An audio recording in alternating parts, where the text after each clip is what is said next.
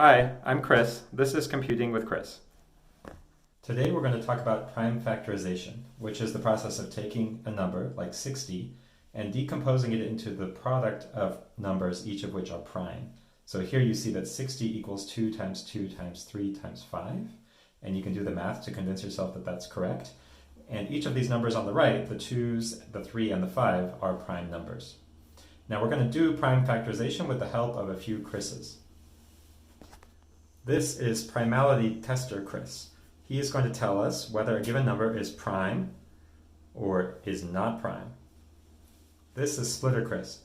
If we give him a number, he's going to split it into two numbers, which, when multiplied together, give us back the original number. This Chris is going to manage our to-do list. This is how we're going to factor numbers. We have our inbox, and numbers are going to come in. And our inbox, that's a number that we need to factor into its prime components. When we get a number here, the first thing we're going to do is move it to our to-do list, give it to our to-do manager. And we're going to take things off of our to-do list, and we're going to send them to our prime tester, who's going to tell us, is this number prime or not? If the number is prime, then we'll send it to our outbox, because then we've found a prime factor. Otherwise, we'll send it to our splitter. The splitter will factor it into two smaller numbers, which may or may not be prime. We'll put those numbers in the to-do list, and then we'll just keep repeating until everything has moved to the outbox. The point of these videos is to show how computer scientists think about problems in terms of systematic processing and leveraging subcomponents that can solve pieces of the problems. It's not necessarily showing you the best way to do a particular operation like prime factorization. Let's do this.